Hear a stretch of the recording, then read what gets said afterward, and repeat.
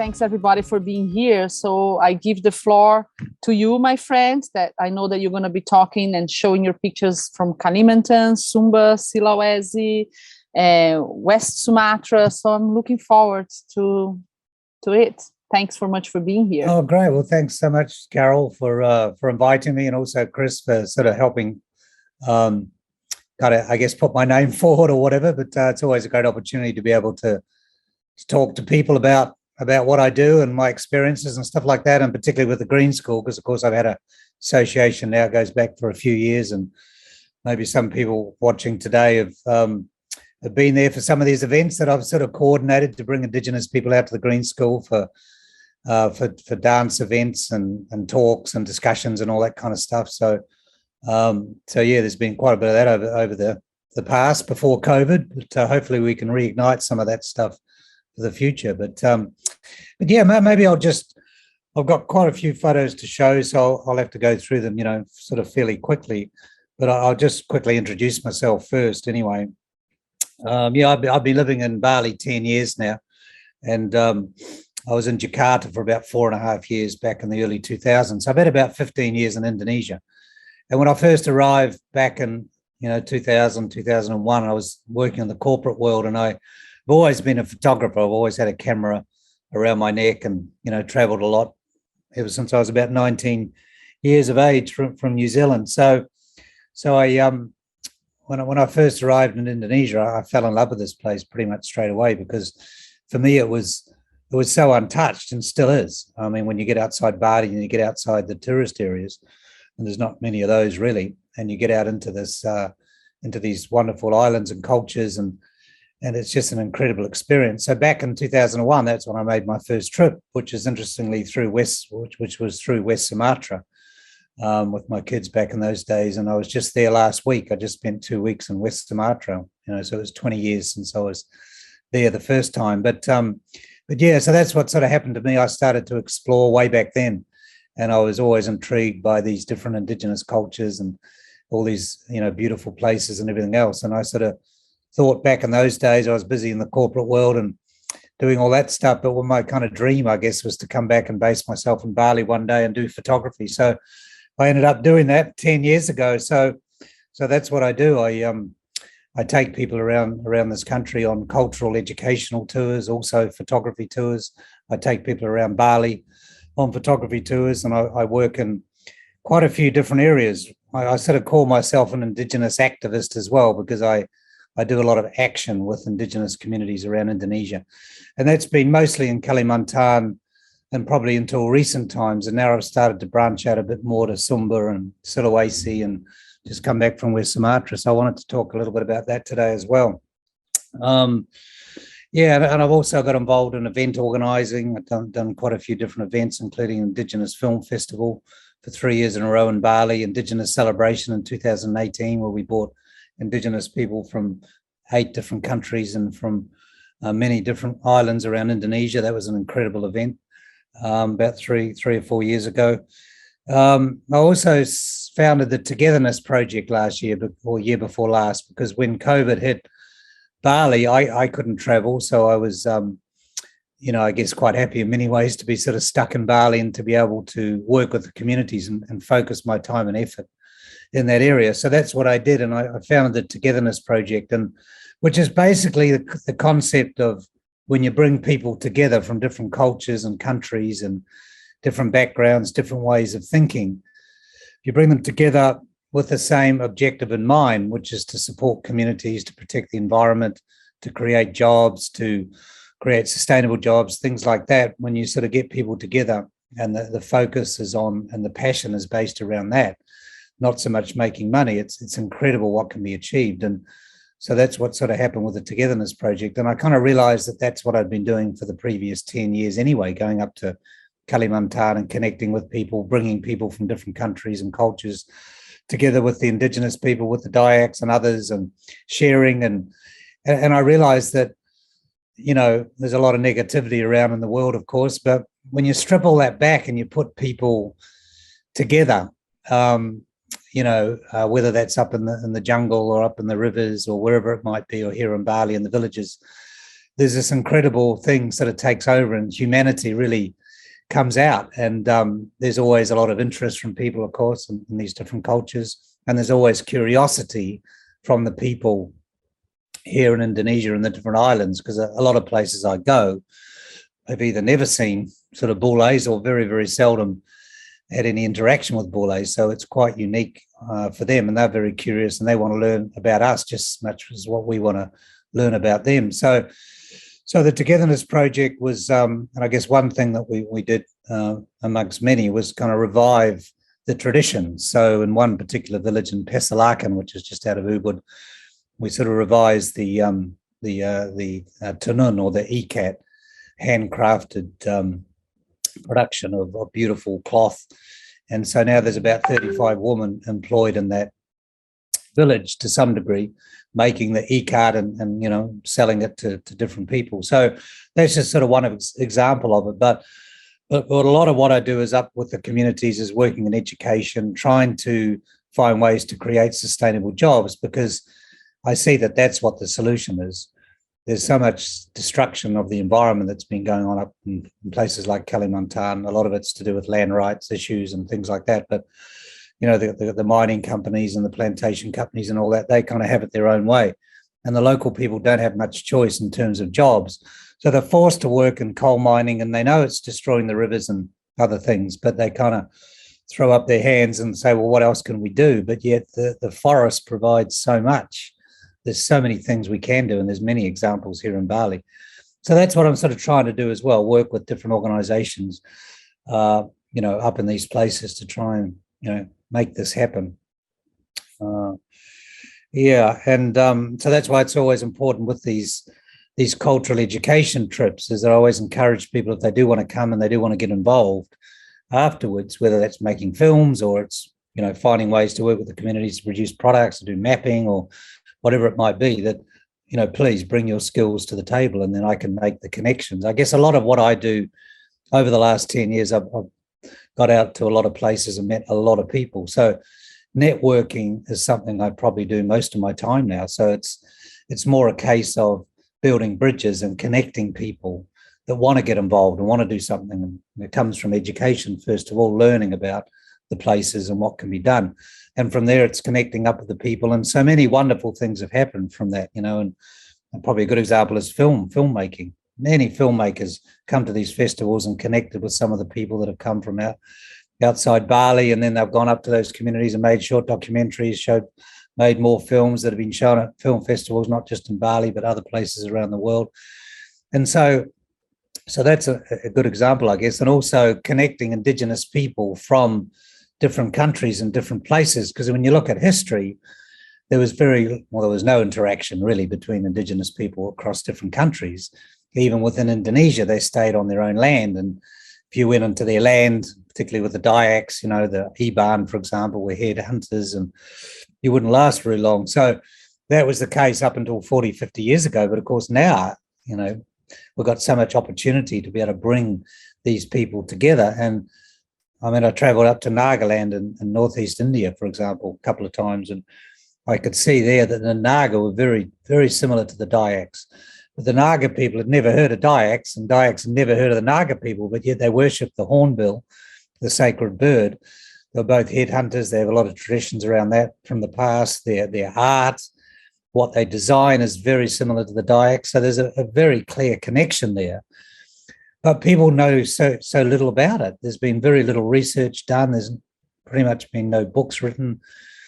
And yet I find that, you know, this is something that's really important. And I think we all need to learn as much as we can from that type of thing. So then I organised for a Naga group to come to Malaysia to the World Rainforest Festival up there. And I think for the first time, the Naga and the Dayaks came together, and we went up to a longhouse and stayed one night. And the music's different and the dance is different. But again, that togetherness, that connecting of these people. So I've done sort of quite a bit of that over the years as well. And so that's something else that I do. But anyway, let's move forward with the photo presentation, because we're going to try and keep the time. And what I'll do is I'll go through Kalimantan first, and there's 4 different areas that are distinctly different, and talk about that. And then I want to stop and then just take any questions at that point. And then I wanted to go on and cover those 2 or 3 other islands. So I thought that's the way we'll do it. So if you can just keep your questions till the end of the Kalimantan presentation.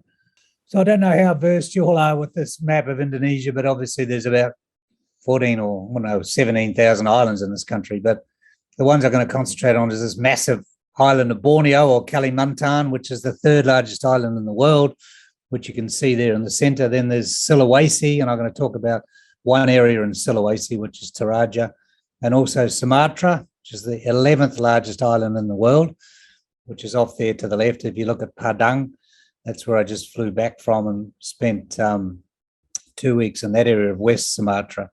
And then, of course, Sumba, which is down the bottom here. Sumba is very close to Bali. A lot of people get Sumba mixed up with Sumbawa, but they're 2 very different islands.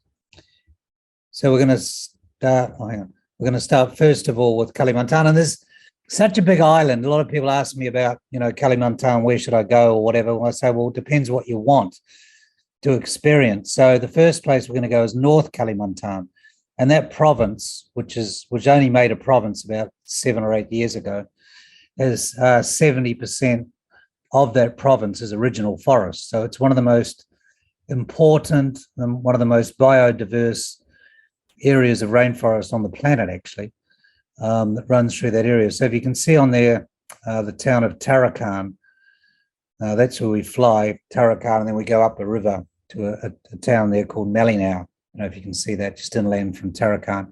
So that's Setelang village, which I'll show you some photos of in a minute.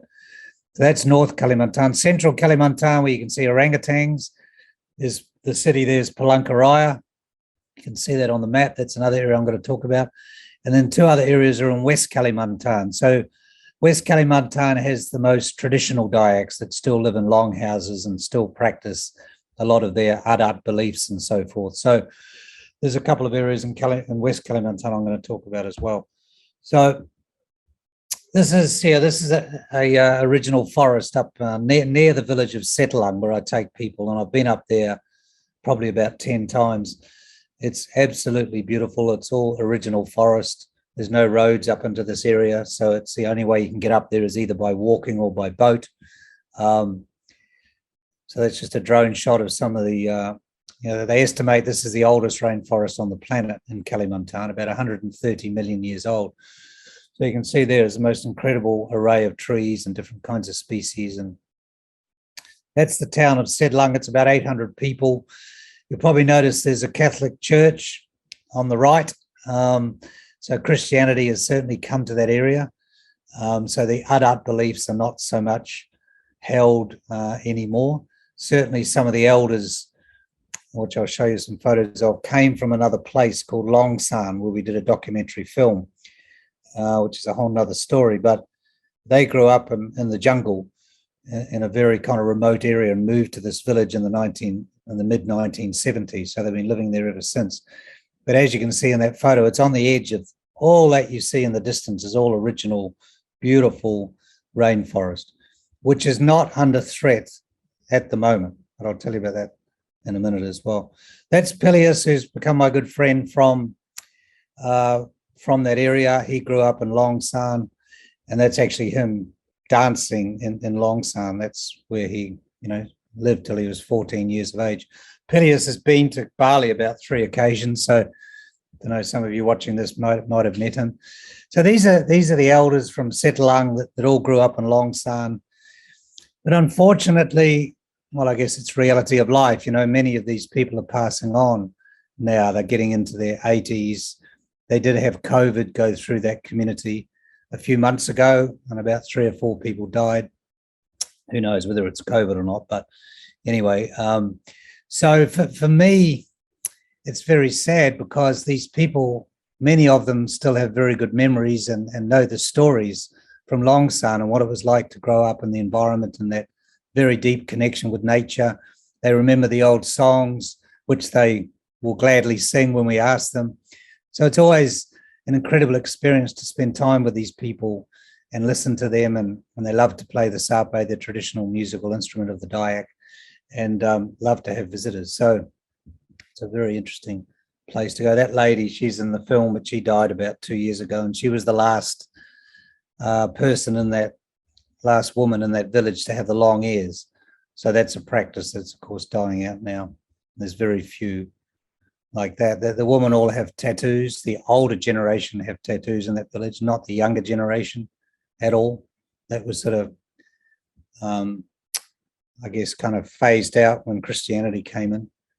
So it's all about the youth now being passed on to them. This is Tana Olam, where we go up to the original forest and spend our days with the Dayaks.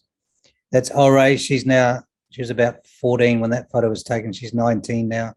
And as I say, one of the sort of young Dayaks that are coming through into this very changing world.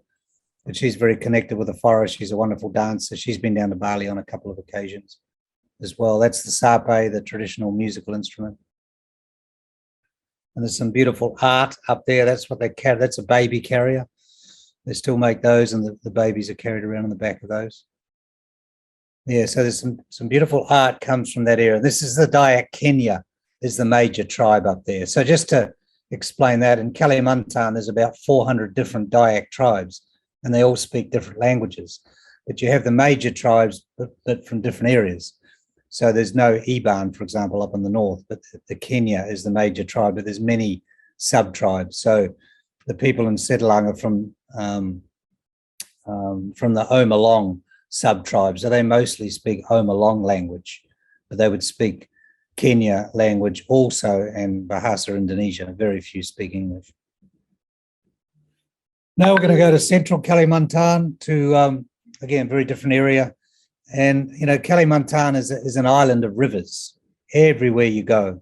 And it's quite interesting to fly over because you just realize how many huge rivers there are. The longest river in Indonesia, the Kapuas, flows through Kalimantan.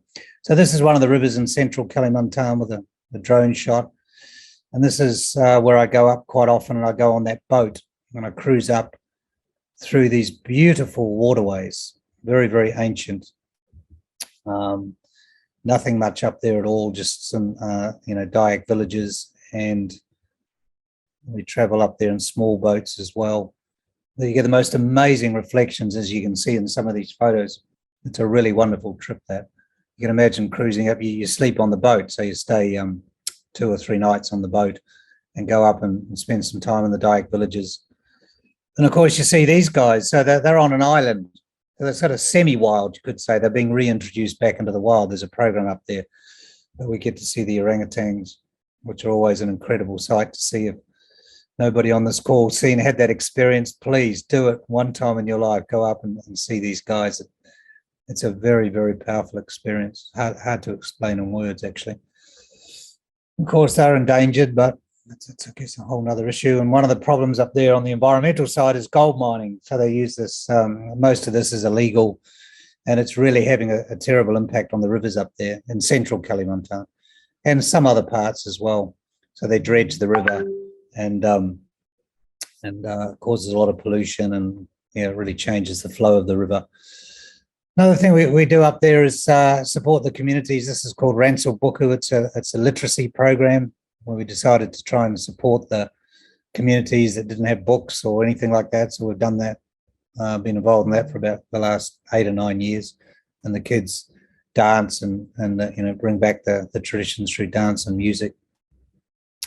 Now we're going to go to West Kalimantan, and I mentioned before about longhouses. So you don't really come across longhouses much at all in Kalimantan, except in the west. But at one point, all Dayaks, I guess, lived in longhouses. But why are they retained there and not in other parts? It's hard to say, really. There's all kinds of different influences. But in the west, up in an area called Kapuas Hulu, which is absolutely stunning, and mostly a lot of it's original forest, there's some beautiful places to go up there. And that's a really interesting experience. So we stay in the longhouse with the Dayaks.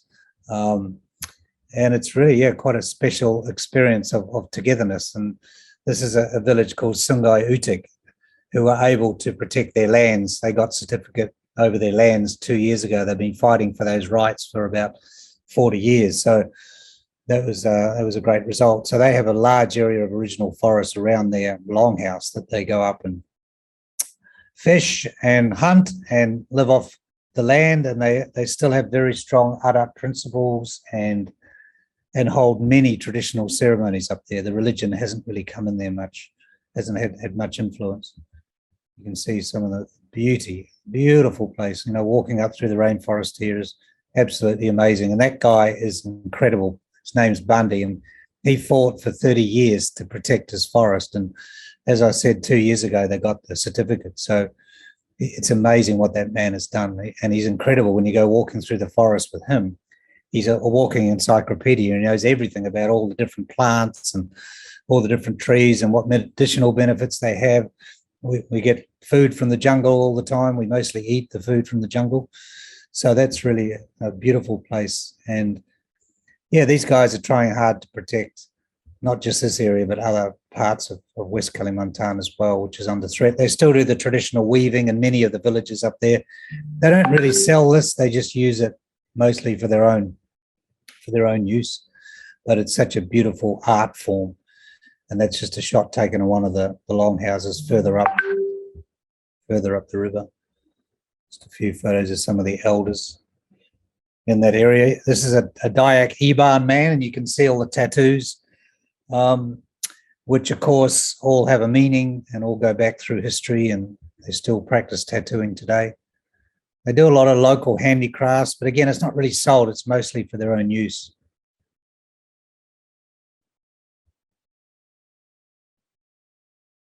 Many of the people there have tattoos like that all over their back, especially the elders.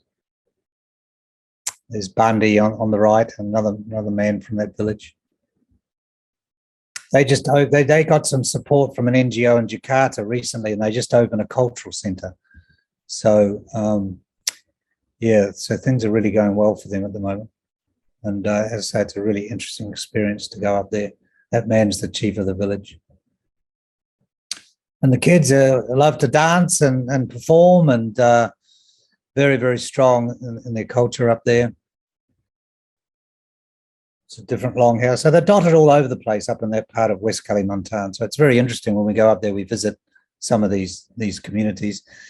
And I mean, there's challenges over land. There's companies coming in there more and more now. So, you know, they've got their hands full and trying to protect their lands and their forest. Because with the Dayaks, if they don't have that, then they have nothing really. Their culture dies out because they're very strongly connected in a spiritual way, and also, you know, their food and medicines and everything else.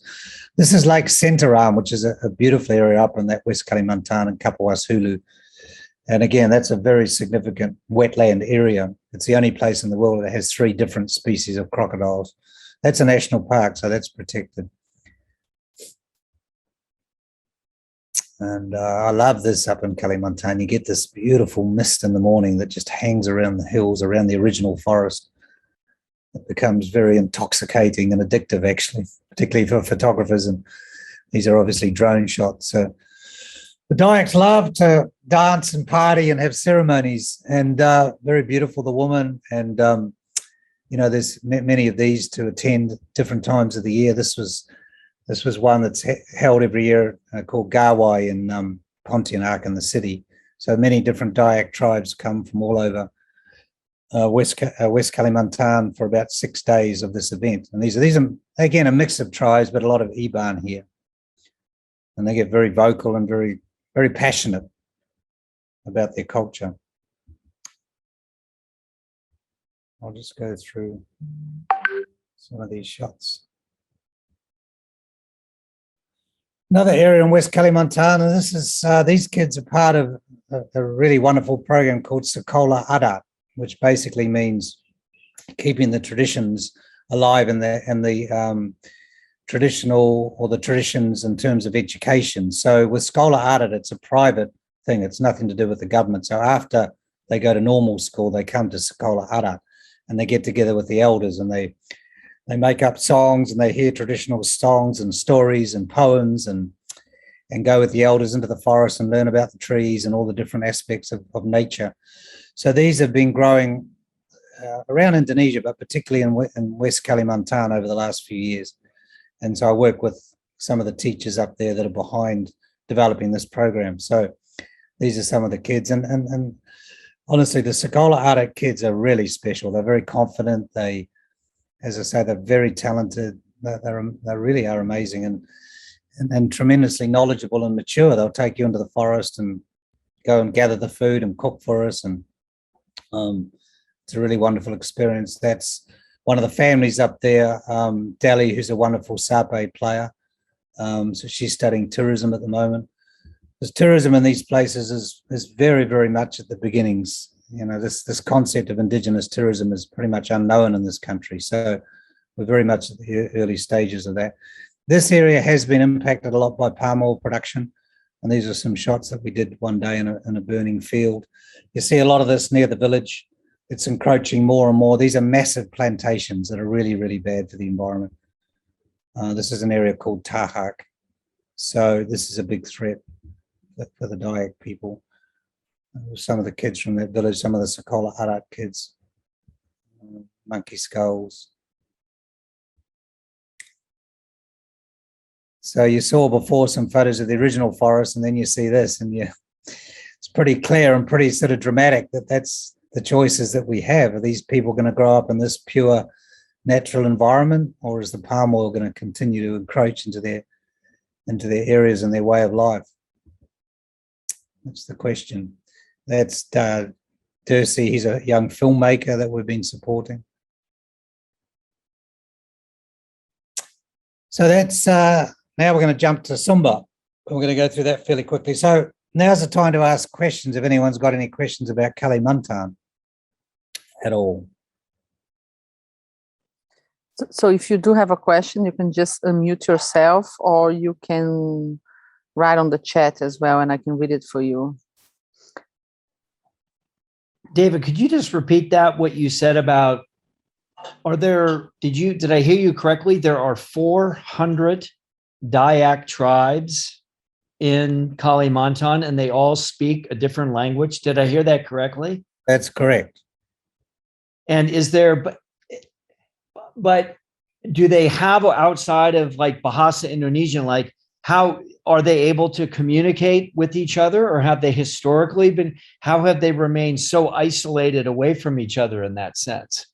Well, they mostly, these days, of course, mostly communicate Bahasa Indonesia. And surprisingly, I find a lot of the elders speak Indonesian, reasonably good Indonesian language as well. And they haven't been to school, but they pick it up from the kids. But so they tend to communicate in that language. But some of the Dayak languages are similar, but some are very, very different. So, but typically you'll meet Dayaks today, younger Dayaks, that'll speak 5 to 7 languages.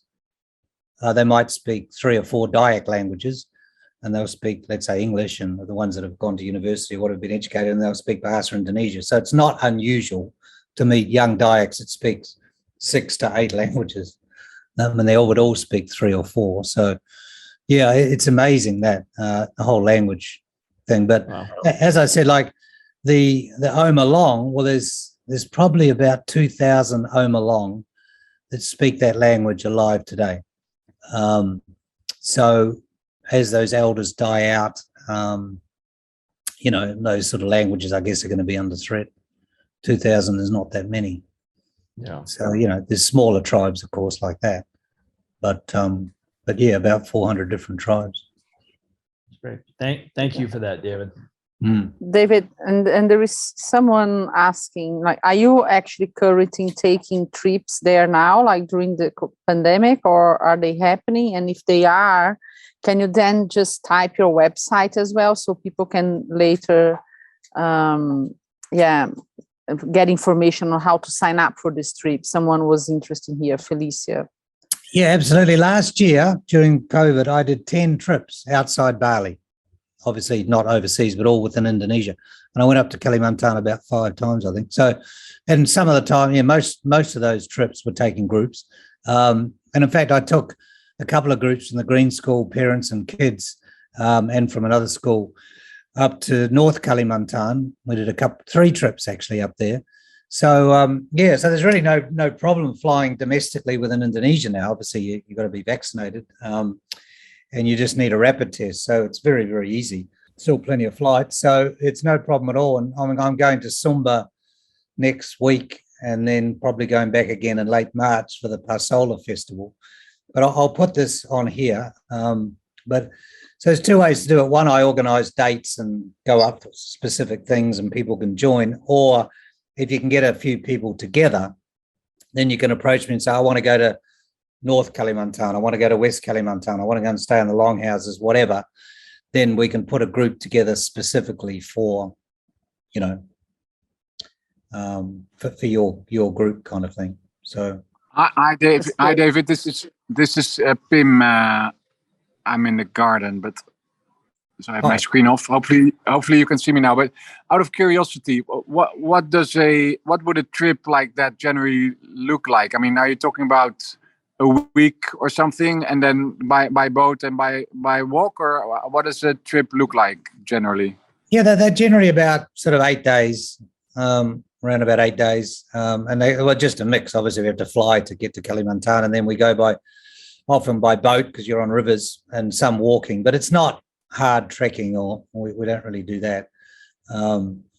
And then we have a day-to-day program organised with the community. So sometimes we stay in the forest. We might stay in the forest a night or two, and the rest of the time in the village. So yeah, I mean it's adventure kind of travel. It's not luxurious at all. In those villages you don't have shower or anything like that. You just have the mandi and all that sort of stuff. But yeah, because what I like to do is to really integrate with the local people. So I say to them, look, don't change anything. Just do what you do every day, and we'll sort of drop in there, and we want to connect with you. We want to spend time. We want to talk. We want to listen. We want to learn. We want to go into the forest with you, gather food, learn about all the different food types. And of course, they're very keen, especially the kids, to dance and express their culture through art, through music and dance. So then we organise things like that, and then we introduce Sekolah Adat to the villages that want to do that. So that program keeps growing as well. So we often visit the Sekolah Adat villages. Okay, thank you. Very interesting. Very interesting. Okay. Yeah, let's go. Let's move on to. Yeah, so Sumba is really an amazing place because the culture is still very, very strong there, and it's only an hour's flight from Bali, so easy to get to. It's not very well developed for tourism. There's really a kind of a lack of hotels. There's some there's enough, but it doesn't get much tourism. So I'm trying to sort of build community-based programs and again bring people more and more into the villages there, because when I've done that and we've sat around with the people in the traditional villages, it's absolutely fascinating. And you've got the Ratu, which is the high priests, because they worship the ancestors called Marapu, and so everything they do is all based around those offerings to the ancestors. So they have many different traditional ceremonies going on throughout the year. And of course, one of the famous ones is Pasola, where you get different clans that basically fight each other on horseback. So this is happening next on the 24th of February in one area, and it also happens in another area of West Sumba. So it looks like I've got a lot of interest, so I'm going to take two groups. So if anyone's interested in joining this one, it goes on the 19th of February, and it's really an incredible experience to see this. And this was 2 years ago at the one that's in. They're sort of different locations. Some are in big fields, some are on the beach. They're in different areas. These are some of the elders in the traditional villages that we spend the time with. She's amazing, that woman. She's got about 15 grandchildren. Some of the traditional architecture behind. This is how they get the messages from the Marapu. This is from the liver of a chicken. So the priest is able to read into that whether there's going to be a good niale that year, which is when the sea worms come out of the ocean, for example, and other things that could happen in that village or are happening in that village, where there's going to be good luck or bad luck, or even to the point of a certain individual, if they're sick, they will communicate with the ancestors that way. Really interesting. So this is the high priest. So this is what's happening there's only one day of the year where the sea worms come in from the ocean on the tides, and the priest has to call that day, and he obviously gets that message from the ancestors. So you never know until 2 or 3 weeks before when that date's going to be. But we found out a few days ago that it's going to be the 24th of February. So what happens is all the priests go down through the night to pray, and they come down to the beach, and then this man goes into the ocean to get the sea worms, and then thousands of people come down with their nets to gather the sea worms, and then they eat them, and then they get the families together. They're high in protein, and they believe they have very good health benefits. But obviously this is a tradition that's gone back thousands of years. There's all the people coming down the beach after sunrise. There's one of the Ratu in the village that we spend a bit of time with, and there's some of the priests down on the shore in the morning. A few photos, and you can see the beautiful ikat they have that they all wear. So they make that in West and East Sumba, probably more famous in East Sumba, but that's really interesting to see as well. So they take this pasola pretty serious. They used to have sharp spears and people used to get killed, but they banned that a few years ago. So they're kind of blunt spears now, but people still get hurt. As you can imagine, that's some of the beautiful ikat from West Sumba. So we go into the villages and we learn about that production. This is a very traditional village out in East Sumba, and that woman is the queen of that village. So those tombs contain the bones of the ancestors. So that's a whole nother huge ritual around death in Sumba. It's a beautiful island, absolutely untouched, beautiful beaches. It's a beautiful lagoon. It's fresh water. The ocean's on the other side. You can swim in there. It's absolutely wonderful. It's a beautiful place. And these villages, they're the more modern ones with the tin roofs. So there's a bit of a mix between the modern and the older architecture, which are made from different materials. But beautiful villages, beautiful rice fields, beautiful beaches. It's an absolutely wonderful place. And that's a drone shot of the traditional villages, one of the traditional villages. So now we're going to go to Sulawesi. And this is South Sulawesi. And this is an interesting area, only about an hour's drive from Makassar Airport. They discovered about a year or two ago the oldest cave paintings in the world. They estimate they're 35,000 years old in this area. It's really interesting. And most people have never heard of it. So we take people up to this village and we walk through here in the morning, village called Remang in South Sulawesi. And it's a really interesting and a very special experience. It's really beautiful, a very traditional village there. And then we take people up to Toraja, which is up in South Sulawesi, but further north. And again, a really fascinating culture, really interesting architecture. They really get into their sort of death ceremonies. It's a really important part of their culture. And I guess we don't have a lot of time to go into it right now, but it's one of the most interesting things about that culture is that after the people die, they put their bones in various places, as you'll see in these photos. And there's some of the traditional architecture. And this is a death ceremony where they build a little house like that to put one body in. So typically when a person dies, there could be 1,000 or 2,000 people at their funeral. So they don't have mass cremations there like they do in Bali. They're all done individually. And they can cost sometimes up to $400,000 or $500,000 because the buffalo are very, very expensive. So that's the body being carried in that little house inside that. Then they sing traditional songs. These are really interesting things to experience up there. That's the traditional houses made from the grass roofs. Again, they do some beautiful ikat up there. Yeah, it's dying out, but they still are doing it in some villages. They bury babies in that tree. This is some of the old tombs in one particular village. So Sulawesi, again, a really fascinating place to go, and lots of stories there. Lots of stories. That pink buffalo is worth probably about $2,000 or $3,000 or more, actually. Could be up to, I think, up to about $5,000, I think it is for a buffalo. It's beautiful country up there, and you got these traditional houses in amongst the trees. It's a really beautiful place to travel through. Beautiful rice fields, Yeah, it's really special place, Sulawesi.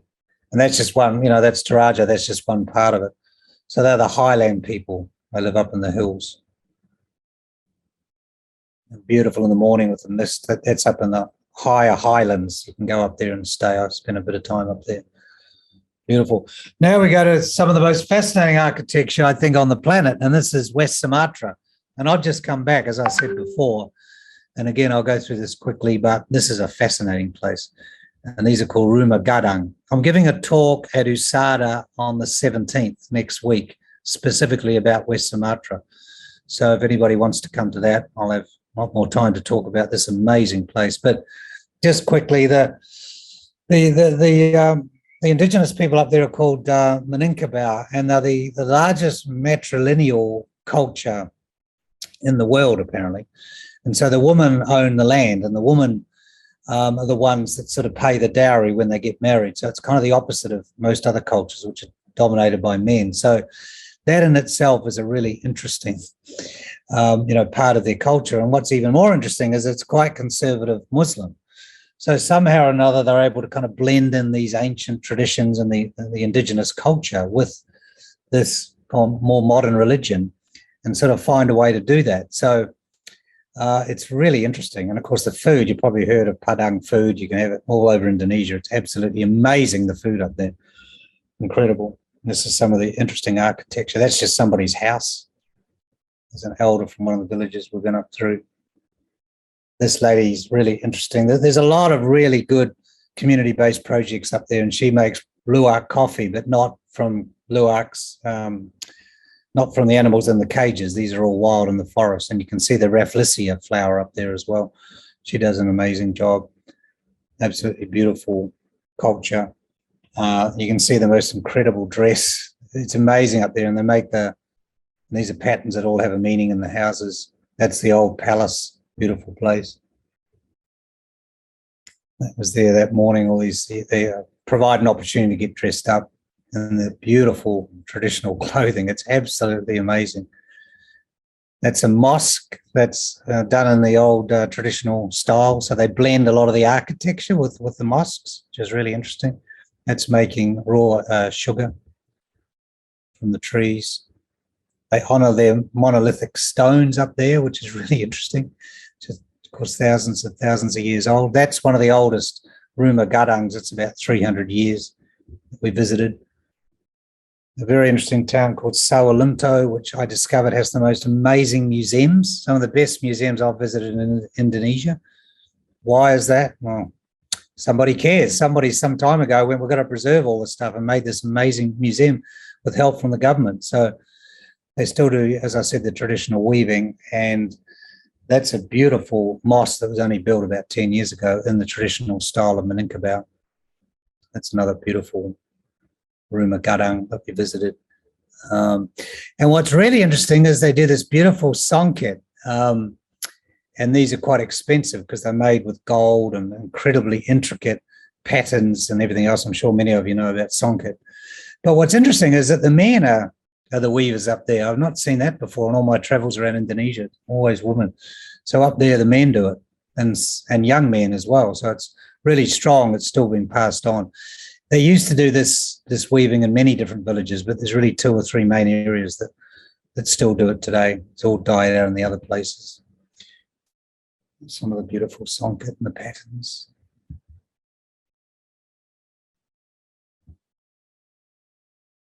And that's Merapi, the volcano that erupted in 2017. Always fascinating in Indonesia, wherever you are, most islands anyway, there's volcanoes and they erupt quite often.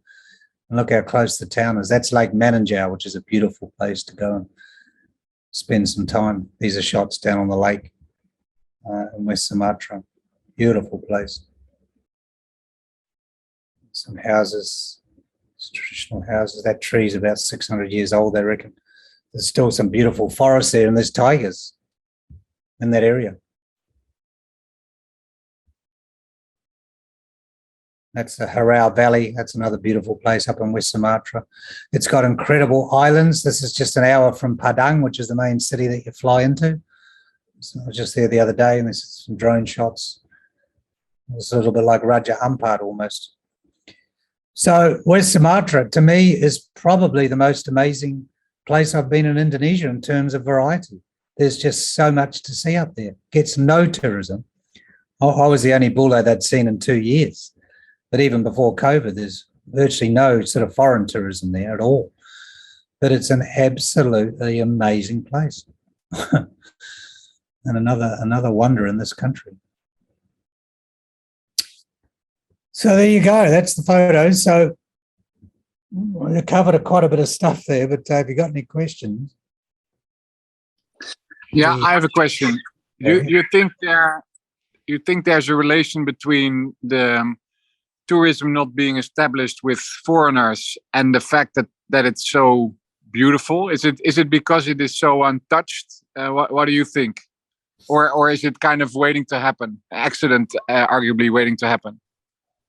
Look, I think that, I mean, it's interesting. I guess it just comes down that they just don't market the place. You know, I mean, has anyone seen some really good posters about West Sumatra and things to see? I mean, I haven't. I mean, it's just not very well marketed, is one thing. And I think the government just doesn't know how to do that. I mean, I met people up there that are very keen to get tourism happening and are working with the government and trying to get things happening. But having said that, they have the most amazing festivals. I had no idea. I mean, there was a calendar with all the dates. Well, they did tell me the dates change all the time. But anyway, there's all these different festivals throughout this year, 2022. For example, there's a Songket festival in that Sawalinto place. Well, that would be amazing. All these people all dressed up in the Songket. Oh, my God. That's the kind of stuff that would be absolutely incredible to see.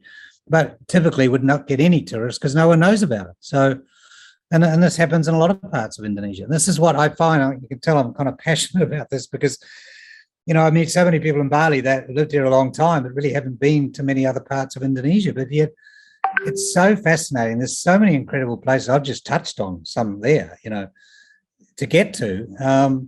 And the people, I've got to say in West Sumatra too, the people were incredibly friendly. Like, I mean, people are friendly everywhere I travel in Indonesia, but this place was something really different. Like, maybe they hadn't seen a bule for a long time. I don't know, but people were just, you felt like you were family. It was amazing. And you could hardly walk through a village and get through the village because people wanted to invite you into their home for a coffee and all this kind of stuff. So the people are really, really friendly and really interesting. But I also think for sure it's very conservative.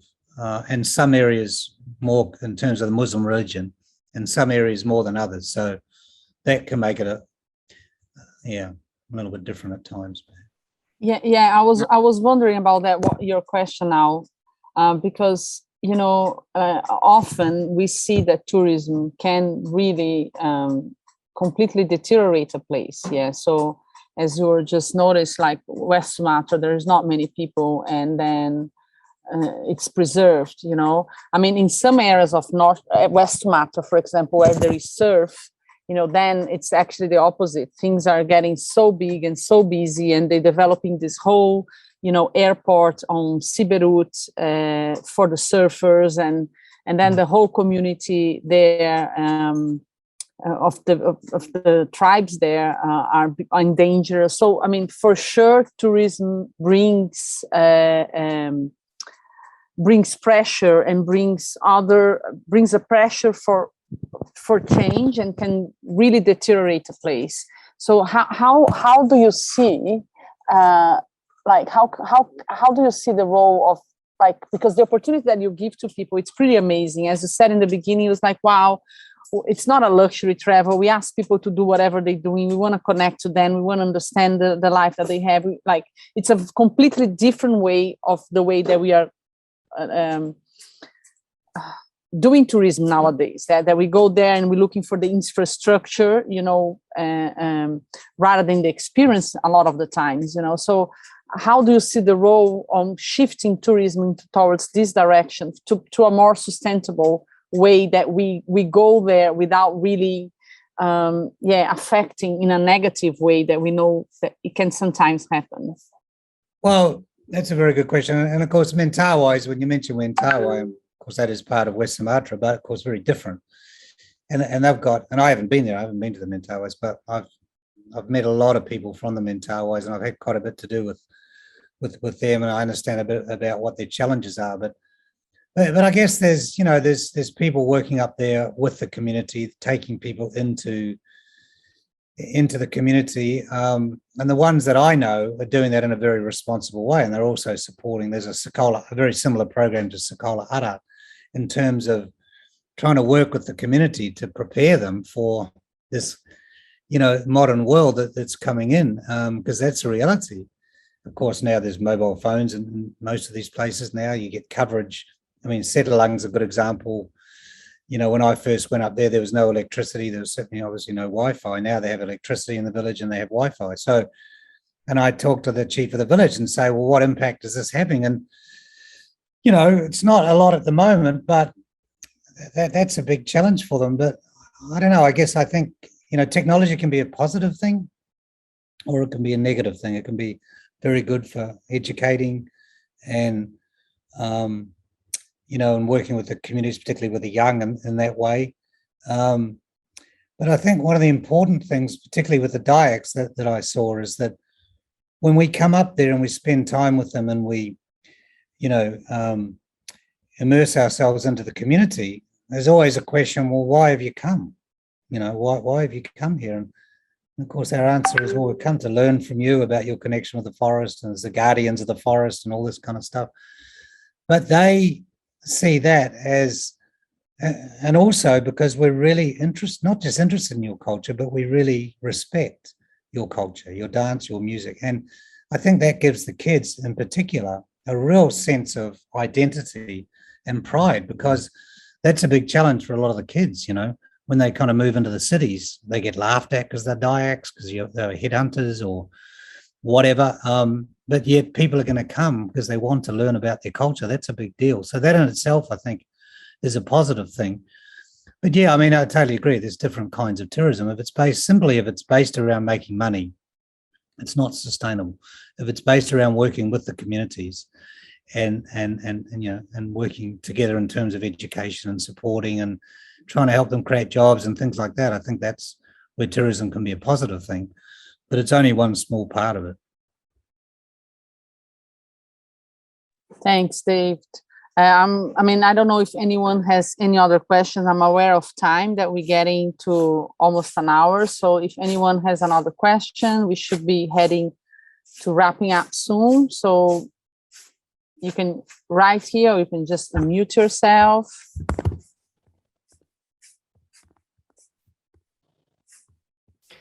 Well, maybe just quickly, David, about you're sort of talking about the fascination that comes with people, of the indigenous cultures here. And you and I were talking the last time we were here about, what went on in the United States, where there was, a decimation of the indigenous population that then turned into sort of a romantic ideal, and then toward this reverence in a way for it. Like, it's sort of people honor it, and in very peculiar ways, from mascots where I don't think the intention is to be making fun of, but it is actually really honoring. And so it's kind of come this peculiar circle. And I'm thinking your comment about in Indonesia, where it might be on this cycle. And I'm not necessarily saying that where the US is with its relationship with the indigenous culture is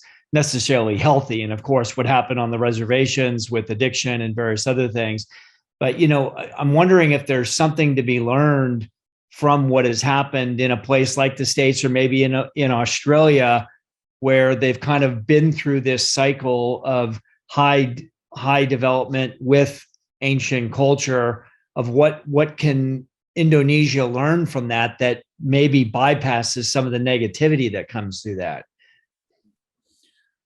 Well, this is where I see it's such a I guess a crucial time and an opportunity to try and get tourism and this concept of indigenous tourism kind of right, because indigenous tourism is quite developed in other countries. I mean, there's a forum.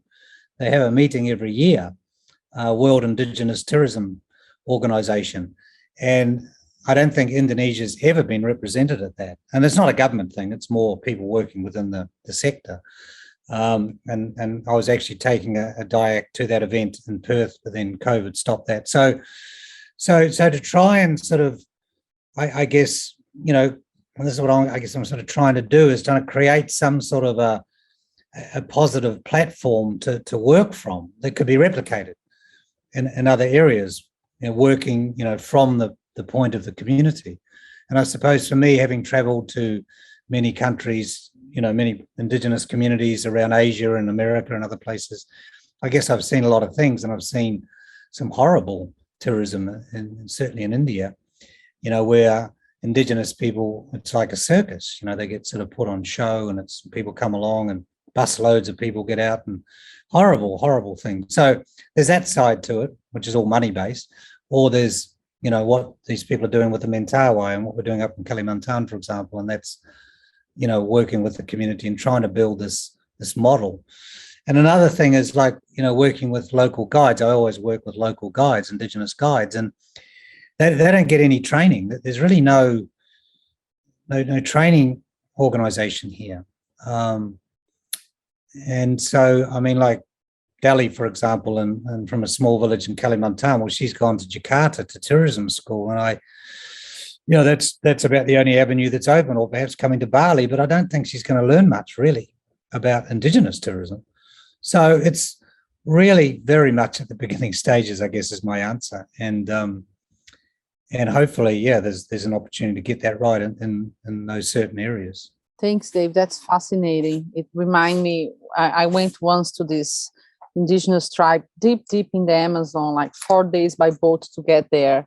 And I went there because I was doing a book about education, and we were featuring educational projects. And the reason that this educational project was so impressive to everybody is that they completely shift the notion of what is the type of knowledge that they should be gaining and how they should be gaining from the traditional kind of setup. So rather than learning about the French Revolution, which is part of the IB curriculum, which is absolutely zero relevance to someone that lives 4 days deep up in the Amazon River, is to learn about their culture, about their things. So it completely shifted, and they had internet and whole technology there. So it was so nice to see how there is space for a shift and to empower people in a different way as well into these communities. Yeah, I mean, there is a roadmap. They probably still not there, but there is a roadmap of kind of what are the knowledge and what are the skills to build this sustainable tourism. Maybe they don't lay out in a university in Jakarta anyway. That's what I mean. It probably needs to be out of something completely different. Maybe they're safer being outside of a university in Jakarta. But thank you so much. Thank you so much. It's nice you share your context there. I want myself to one day go to one of your trips. I know that they are amazing. I know a few people that have been, and they always love the deep cultural connection that they get. And thanks so much for all the work that you do to empower and to tell these stories, you know, because as you said, when we were talking about the museum, it took someone to care. So it took you to care and to want to do that, to make it available for so many other people to, you know, to take this experience, which is fascinating. Thank you so much for doing what you do and for being here today. No, thank you. Thanks so much, Carol. Yeah, really appreciate it.